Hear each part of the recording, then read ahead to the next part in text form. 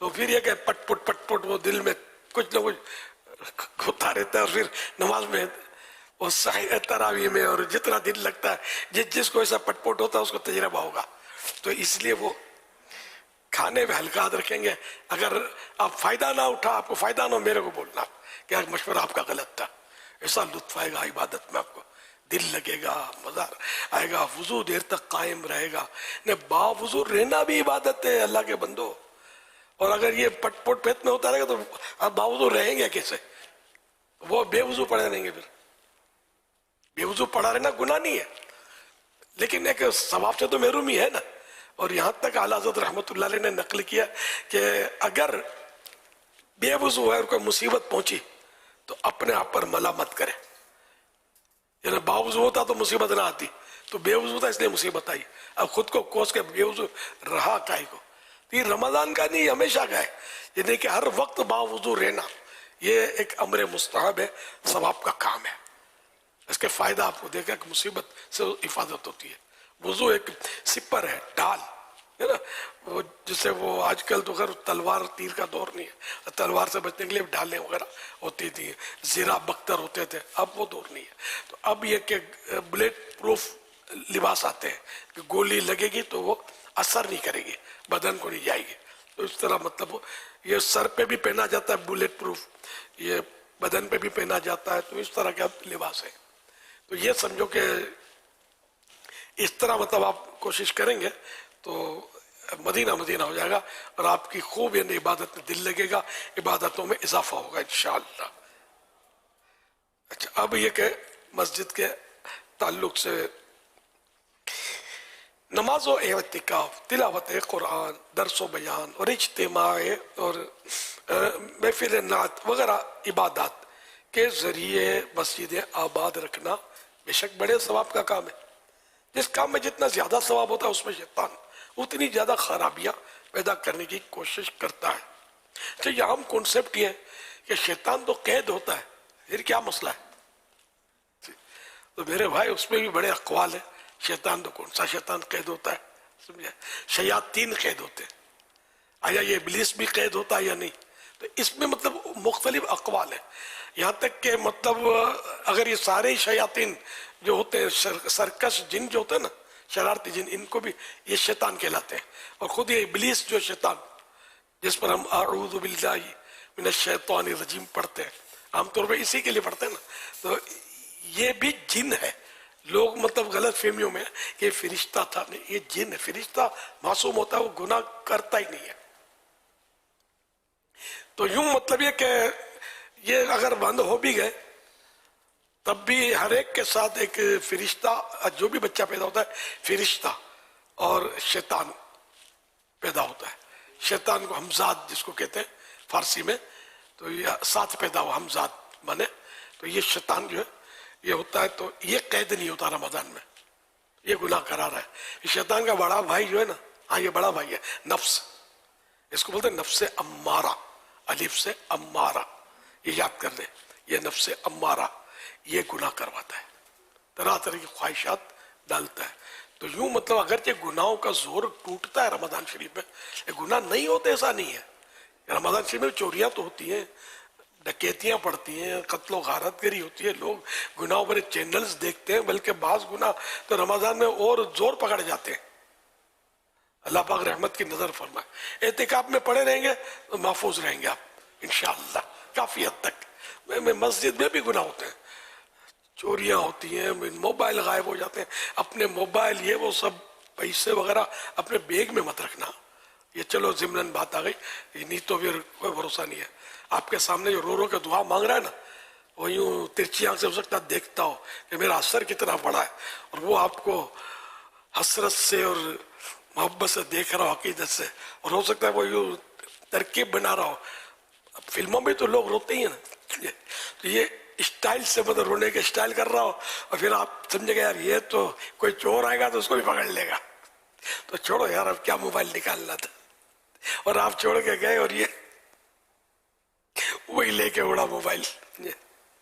تو اس لیے وہ اگر جینے کی خواہش ہے تو کچھ پہچان پیدا کر. کوئی رو رہا ہو یا تڑپ رہا ہو وہ اپنی جگہ پر ہے، ہم نے کسی پر بدگمانی نہیں کرنی کہ یہ مطلب ڈھونگ کر رہا ہے. ریاکاری کر نہیں، یہ نہیں کرنا ہے. میں تو ایک آپ کو خوش طبیعت جو بھی ہے کہ اس طرح ہو سکتا ہے سب یہ عرض کر رہا ہوں. اپنی چیزوں کی حفاظت کرنی ہے، یا اگر کسی کو سونپنا تو آپ کا اپنا ہے، دوست تعلق ہے، بڑا چھوٹا بھائی ہے آپ کا سگا، اور اب ترکیب ہے آپ کی، تو اس کو بھلے آپ موبائل دیں یا پیسے رکھنے، وہ ایک الگ صورت ہے. لیکن انجانے لوگوں کو بھلے موتقف ہے، انجانوں میں انجانے یا طرح طرح کے آتے ہیں. جیب کترے بھی آپ کو اللہ نہ کرے واسطہ نہ پڑے ادھر آئے ملیں گے نہیں آپ کو. جیب کترے، چور اچکے، بھگوڑے جن کو پولیس ڈھونڈتی بھی بعض اوقات آتی ہے سادہ بیس میں، یہ بھی واقعات ہوئے، پکڑ کے لے جاتی ہے، ان کے وانٹیڈ ہوتے ہوں. تو یہ اتنی ساری مخلوق ہے نا، تو مسجد میں آ کے چھپ جاتے ہیں. تو اس طرح سب یعنی ہر طرح کا آدمی آتا ہے. اس لیے اپنی چیزوں کی حفاظت. کوئی آپ سے مانگے کہ میرا وہ تو بیگ اٹھ گیا تو میرے کو یہ دے دو تو وہ دے دو، اب تم میرے کو تو کھانے پینے کے لیے بھی نہیں ہے وغیرہ، جو بھی ہے نہیں کہ ان کے پاس اسٹائل ہوتے ہیں. آپ نے بھروسہ نہیں کرنا، آپ کی اپنی انتظامیہ فیضان مدینہ کی آپ مطلب اس سے بات کریں آپ، تو اس سے کیا بات کرے گا اگر چیٹر ہوگا تو. اور سچا ہو اس کا اصل اندازہ بہت مشکل ہے. یہ ان کو رونا بھی آتا ہوتا ہے، بڑے ایکشن کریں گے. ان دنوں رمضان مبارک میں آپ نے مسجدوں میں دیکھا ہوگا، وہ ایکس رے نکال کر رپورٹیں نکال کر کھڑے کھڑے رونی صورت میں مطلب وہ پورا بیان کر رہے ہوتے. کاش یہ مبلغ ہوتے. اور میں سوچتا ہوں کہ کوئی دکھیارا ہو جس کی ماں مطلب سیریس حالت میں اس کو دوا کے پیسے چاہیے، یا کوئی ایسی اس کو سیریس بیماری کینسر ہی وہ لگی، وہ ایسا فصیح و بلیغ بیان کرے گا کیسے؟ یہ باقاعدہ بیان کر رہے ہیں، رو بھی لیتے ہیں، یہ پورا اسٹائل مطلب فنکار ہوتے ہیں. سب نہیں لیکن یہ کرتے ہیں، دنیا دیکھی والی ہے. تو اس لیے اور مسجد میں جو سچا بھی یہ سوال کرتا ہے تو مسجد کے سائل کو سوال کرنے والے کو دینا تو ہے ہی منع. ایک روپیہ دیا تو 70 روپے باہر نکل کر کفارے میں آپ کو دینے ہیں. یہ تو لکھا ہے بہار شریف میں، 1 پیسہ دیا 70 پیسے باہر نکل کر کے مسجد کا سوال کرنے والے کو. ہاں اگر کوئی اپنے مدرسے کے لیے یا کوئی انجمن اپنے اس کے لیے یا مسجد کی انتظامیہ اپنی مسجد کے لیے، تو یہ سوالات صحیح ہیں، اس میں رج نہیں ہے. جو فرد اپنے لیے جو کرتا ہے نا، یا امام صاحب نے کہا کہ ایک غریب آدمی ہے اس کی مدد کر دو، تو وہ بھی صحیح ہے. لیکن یہ مطلب خود جو کہتا ہے کہ میں تکلیف میں ہوں، تو جب تکلیف میں تب بھی اس کو نہیں دینا ہے کہ مسجدیں ان کاموں کے لیے نہیں ہے، ان کو اجازت نہیں ہے.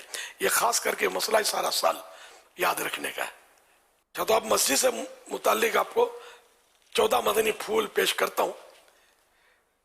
نمبر 1، فرمان مصطفیٰ صلی اللہ علیہ وسلم، مسجد میں ہنسنا قبر میں اندھیرا لاتا ہے. ہاں ضرورتاً مسکرانے میں حرج نہیں، یہ فرمان مصطفیٰ کا حصہ نہیں ہے. ہاں ضرورتاً مسکرانے میں حرج نہیں، یہ الگ سے لکھا ہوا ہے. اور حدیث یہاں تک ہے کہ مسجد میں ہنسنا قبر میں اندھیرا لاتا ہے.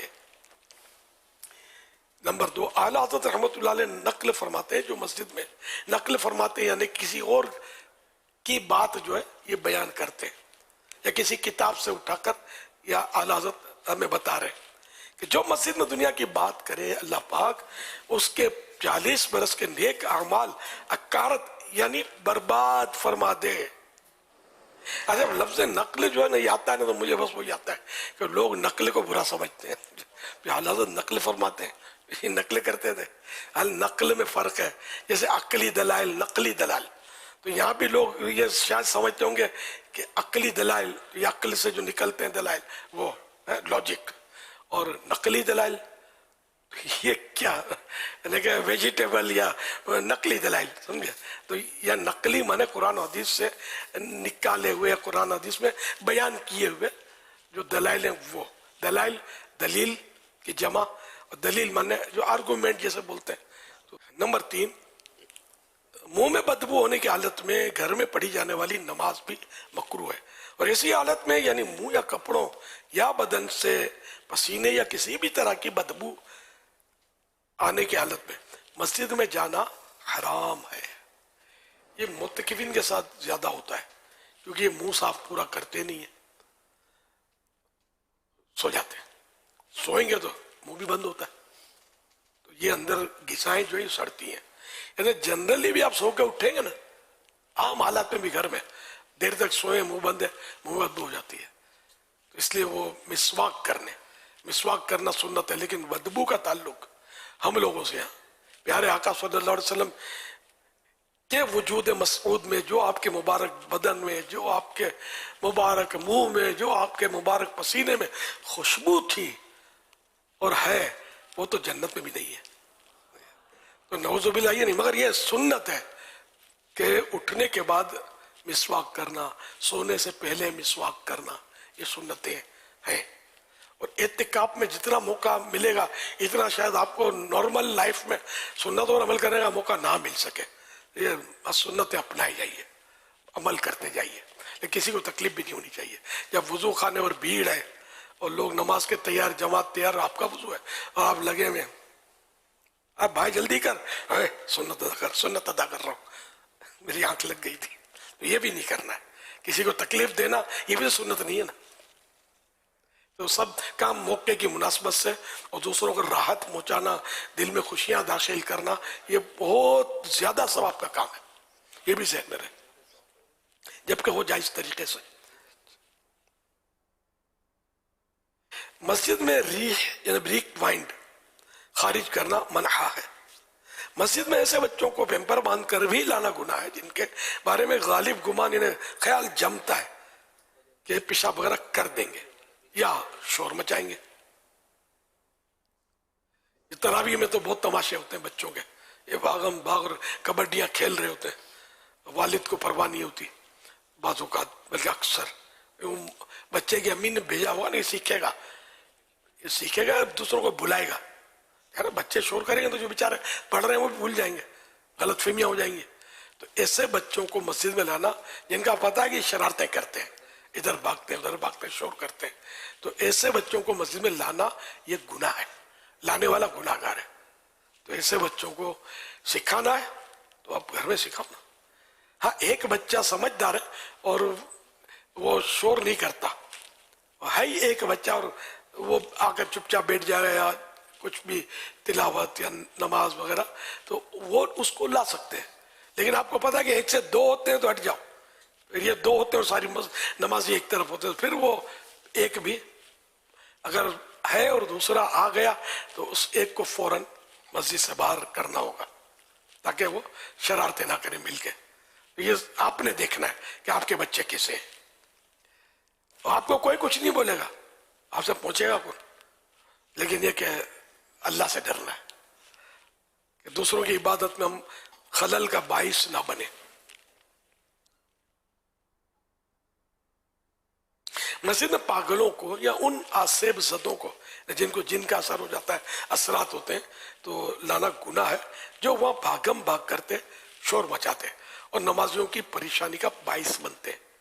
یعنی کسی کو جن چڑھتا ہے، ویسے کسی کی جن چڑھا، یعنی کوئی جن کا اثر ہے تو اس کو آنا منع نہیں ہے مسجد میں، لیکن اس کو ایسا ہے کہ یہ ہڑاوڑی کرتا ہے، ادھر بھاگتا ہے، شور کرتا ہے، ہم آ گیا ہے، ہم بھاگ جائے، مار ڈالے گا اور کاٹ ڈالے گا، ایسی بعض لوگ کرتے ہیں جنات کے اثر میں. تو ایسے کو مسجد میں لانا یہ گناہ ہے، لوگوں کو نمازیوں کو تکلیف ہوتی ہے اس سے. یہ ایسے موقع پر اس کو ہرگز نہ لایا جائے مسجد میں. ایسا مریض کو لا سکتے ہیں، میں نے دیکھے بعضوں کے کینسر ہوتا ہے، بیچاروں کو قابل ہمدردی ہوتے ہیں، لیکن مسجد میں لا کر بٹھا دینا دوسروں کی دکھ. میں نے دیکھے ایسے کہ جس سے بیچارے کو کینسر ہے، ہمدردی 100%، لیکن وہ ہلکے میں اعتکاف اس نے کیا ہوا ہے، اب وہ لوگ کھا رہے ہیں، یہ تو کھا نہیں سکتا، اس کا تو گلے کا کینسر ہے. یا کسی کا یہ پان گٹکے جو کھاتے ہیں نا، ان کا بیچاروں کا آخر کار یہاں پھٹ جاتا ہے کینسر سے، سب کا نہیں لیکن پھٹ جاتا ہے ایک تعداد کا، اور پھر بیچارے فوت ہو جاتے ہیں. تو یہ اس طرح کا مریض تو دیکھ کر ہی آدمی کو گھن آئی ہے. اب وہ کھانے کے ٹائم پر کینسر کا مریض بیٹھا آپ کے ساتھ، کچھ نہیں بولتا آپ کو، معتکف ہے، لیکن آپ بتائیں کہ جو ہلکے میں بیٹھے ہوئے ہیں یہ کھائیں گے کیسے؟ یہ کھا نہیں رہا، یہ خالی دیکھ رہا ہے حسرت سے.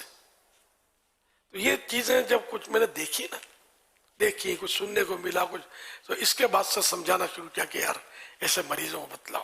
اب فالج والوں اٹھا لاتے تھے، بوڑھے بوڑھے فالج والے، ہمدردی ان سے ہونی چاہیے، لیکن ابھی فالج ہے، ادھر سے وہ لاڑ بہ رہی ہے، اس کی لعاب تھوک نکل رہا ہے، اور بیچارہ استنجا خانے کا محتاج، کوئی پکڑ کے لے جاؤ بھائی لے جاؤ مجھے بزرگ. اب یہ کیوں یار ادھر رش ہوتا ہے سب پر، کیوں یار بوجھ بنانے کے لیے یہ اٹھا لاتے ہیں لوگ. تو سمجھانا شروع کیا، پھر عمر کا بھی ہم نے سمجھانا شروع کیا کہ 50 سال تک اس طرح کے مریضوں کو نہیں لانا، بچوں کو نہیں لانا اعتکاف میں. بچے بھی لوگ اٹھا کے لے آتے تھے. اب کیا اعتکاف کرے گا یار؟ اپنے باپ کا بھی ناک میں دم کرتا ہے.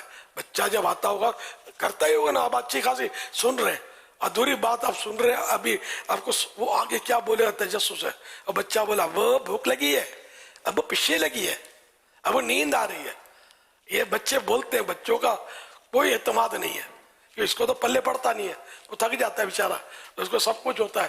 اگر کھیل کے میدان میں بھیج دو تو کیسی نیند اور کیسی بھوک. سمجھے؟ تو اس لیے بچوں کو لانا نہیں ہے کہیں بھی مسجدوں میں. اس طرح بچوں کو عبادت کے تعلق سے بچہ جو اس کا اہل نہیں ہے اس کو نہیں لانا چاہیے. وہ آپ کو بھی خلل پڑے گا، دوسروں کے لیے بھی مخل ہوگا، وہ خلل کا باعث ہوگا. حج و عمرے میں اتنا رش بچوں کا ہوتا ہے، صحیح بولتا ہوں، ایسے بھاگم بھاگ کر رہے ہوتے ہیں. مسجد نبوی شریف میں، مسجد حرام میں، یہ سب دیکھا ہوا. اگر کیوں اٹھا لاتے ہو یار؟ اس کو کیا پتا کہ طواف کس کو بولتے ہیں؟ اس کو کچھ بھی نہیں پتا ہوتا، وہ کھیل رہا ہوتا ہے. بعض اوقات یہ بچے وہاں مسجدیں قریب میں پیشاب وغیرہ بھی کر دیتے ہیں. اب ان کے ماں باپ نے تھوڑی صاف کرنا ہے. اب یہ جو کارپیٹ پر انہوں نے یہ اپنا کارنامہ کیا بچوں نے، اب آپ بتائیے کیسے اس کو کون پاک کرے گا؟ ہمارے یہ جو فیضان مدینہ میں کارپیٹ بچے ہوئے، یہاں بھی مجھے اس کی بھی اطلاع ہے کہ یہاں پیشاب کر دیتے ہیں بچے. یہ اٹھا لاتے ہیں اور یہ چھوڑ کے بھی چلے جائیں گے. باپ کو کیا پڑی ہے کہ اس کو پاک کرے؟ اتنا بڑا کارپیٹ اب کیسے، کتنا مشقت ہوگی. ہمارے یہاں تو مسائل کا پھر بھی خیال رکھا جاتا ہے، لیکن آپ بتائیں کہ پاک کرنے میں کوئی آسان نہیں ہے. یہ عوام الناس ہے جو سمجھتے ہیں یوں پانی کا چھینٹا مار دو تو پاک ہو جائے. نہیں، ایسے پاک نہیں ہوتا. اس کا باقاعدہ اس کو پروپر طریقے پر پانی بہا کر پاک کرنا پڑے گا. اب رسالہ پڑھے مکتبۃ المدینہ کا کپڑے پاک کرنے کا طریقہ، ایک مختصر سا رسالہ ہے، آپ کو پتا چلے گا کپڑے پاک. تو انشاءاللہ آپ لیجئے گا. یہ کپڑے پاک کرنے کا طریقہ چھوٹا سا رسالہ ہے.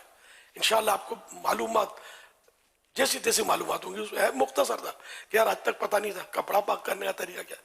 فرش مسجد پر گرے پڑے بال یا ہلکا پھلکا کچرا ڈالنے کے لیے ہو سکے تو ایک شاپر جیب میں رکھ لیجئے. فرمان مصطفیٰ صلی اللہ علیہ وآلہ وسلم، جو مسجد سے تکلیف دینے والی چیز نکالے گا اللہ پاک اس کے لیے جنت میں ایک گھر بنائے گا. ابن ماجہ شریف کی حدیث آپ نے سنی. پسینہ اور منہ کی رال وغیرہ سے مسجد کے فرش، دری یا کارپیٹ کو بچانے کے لیے جب بھی سوئیں اپنی ذاتی چادر وغیرہ پر سوئیں. یہ متقین کے لیے ضروری ہے.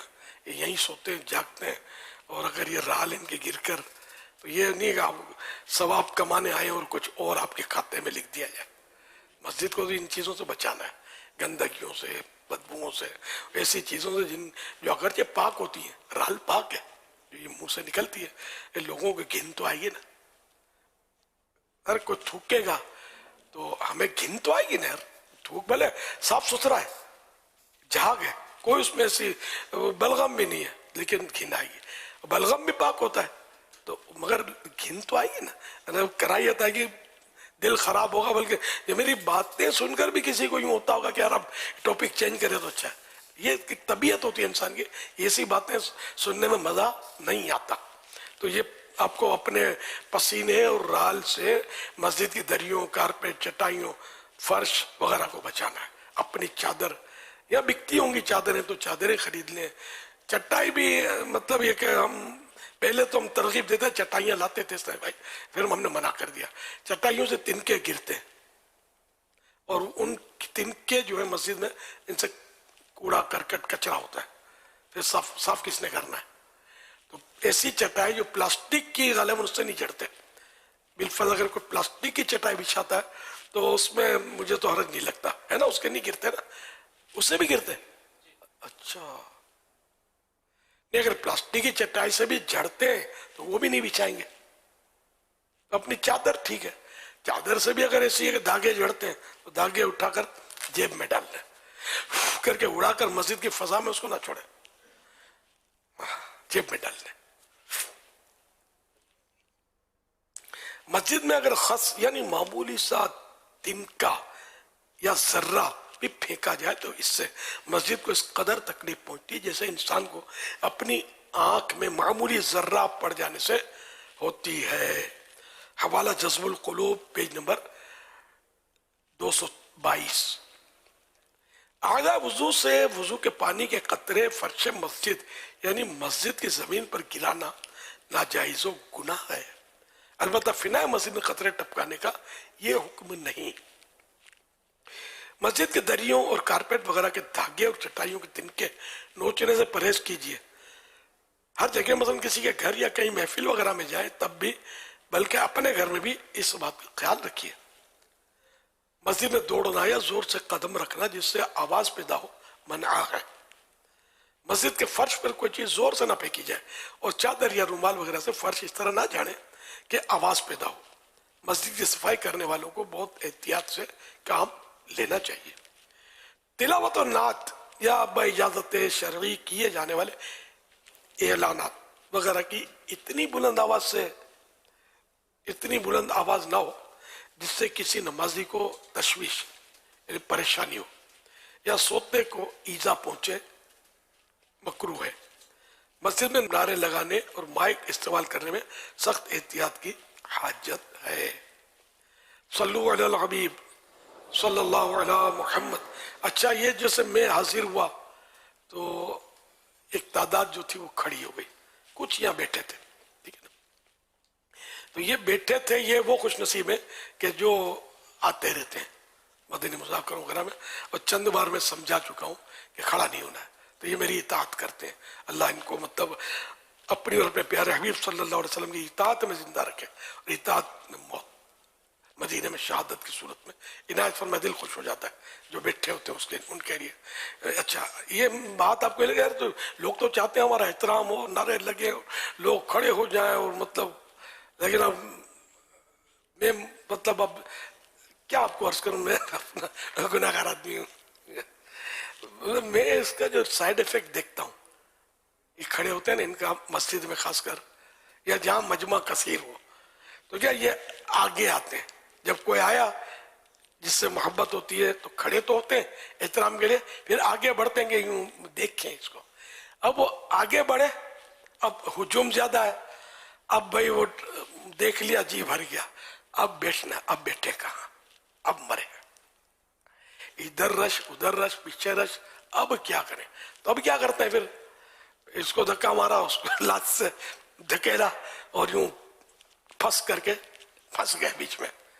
اگر زیادہ مطلب تڑی یا ایسے ہے خوراٹ ٹائپ کا ہے، تھوڑا گھٹنا ڈاپنا، چلے اپنا ہی ہاتھ کیوں رکھا ہے، ہٹا، پھر یہ پھیل کے بیٹھ گئے۔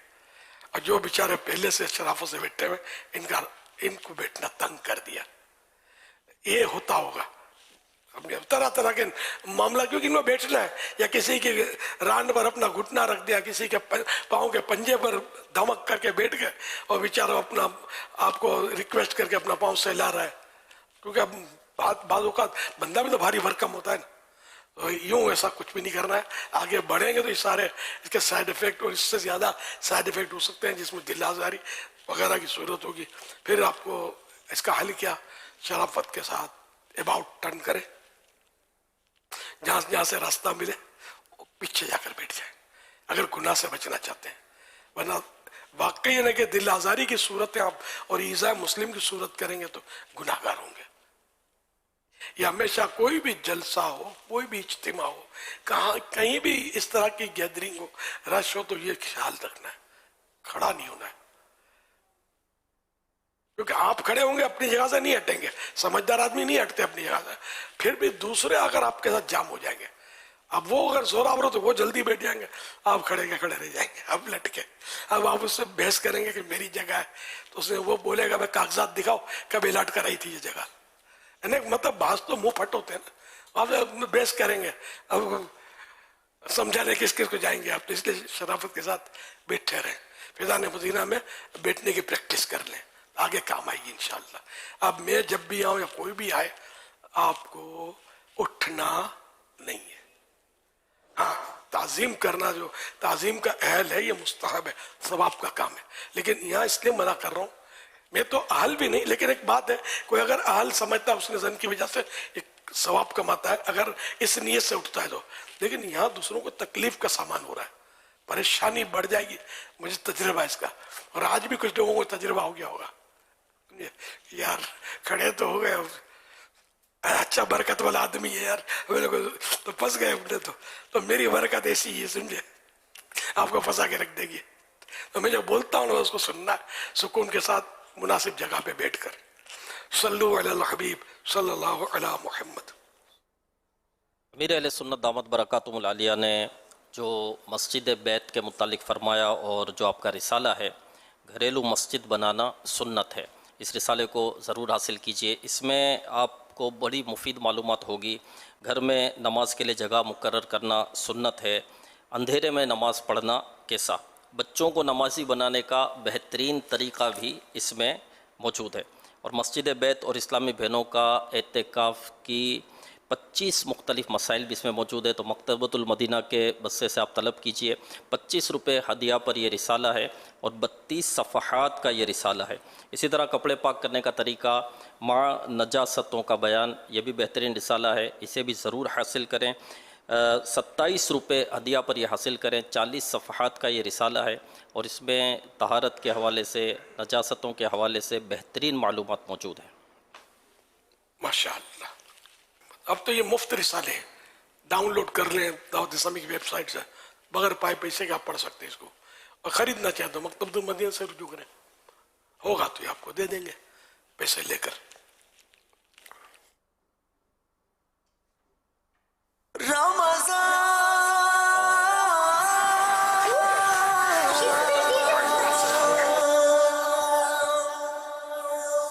ماہ رمضان، ماہ رمضان، رب کے مہمان، رب کے مہمان، تجھ سے بخشش کا ہے سامان. ماہ رمضان کی آمد، ماہ غفران کی آمد، ماہ تراویح کی آمد، ماہ نزول قرآن کی آمد. آ گیا رمضان ہے، آ گیا رمضان ہے، آ گیا رمضان ہے، آ گیا رمضان ہے، سچ مچ آ گیا رمضان ہے. یا خدا واسیوں پر یہ تیرا احسان ہے، زندگی میں پھر عطا مجھ کو کیا رمضان ہے. رحمت رب کی لٹانے ماہ رمضان آیا، جرم و عصیان. اللہم سلمنی من رمضان اللهم سلمني من رمضان وسلم رمضان لی وسلم رمضان لي وسلمہ منی. وسلمه مني. صلاۃ والسلام علیکہ یا نبی اللہ الصلاة والسلام عليك نبي الله وعلی آلک واصحابک یا نور. آلک و اصحابک یا نور. یا اللہ ماہ رمضان کے صدقے بے حساب مغفرت. آمين آمين. یا اللہ پاک رمضان کی عبادت کی توفیق ملی ہوئے، مولا کریم رحمت کی نظر تھی. یا اللہ کوئی گناہ نہ تھی، کبھی بھی کوئی گناہ نہ تھی. یا اللہ پاک مدنی مذاکرات میں بدن میں ہمت رہے، طاقت رہے، اخلاص میں رہے، مجھے خوش اسلوبی کے ساتھ سلسلہ جو یہ انجام پائے. یا خدا ہم عاصیوں پر یہ بڑا احسان پھر عطا ہم کو کیا رمضان. تمام عاشقان رسول کو 1445 ہجری کے ماہ رمضان المبارک کا چاند مبارک ہو.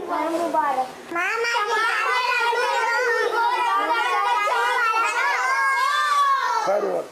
یہ آج غوث پاک کی ولادت کی بھی شب ہے نا، تو یہ ہم غوث پاک کی نیاز قبول کیجئے. جرم و عصیان کو مٹانے ماہ رمضان آیا.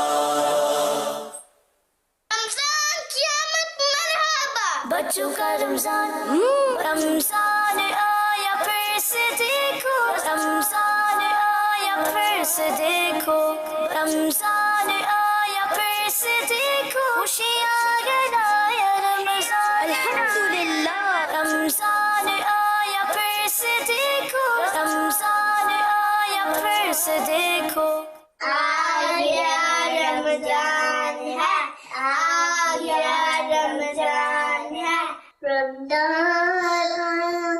رمضان آیا مجھے اپنی اور ساری دنیا کے لوگوں کی خیر کی کوشش کرنی ہے انشاءاللہ مجھ کو ملی ہے عزت آپ کی بدولت چمکی ہے میری قسمت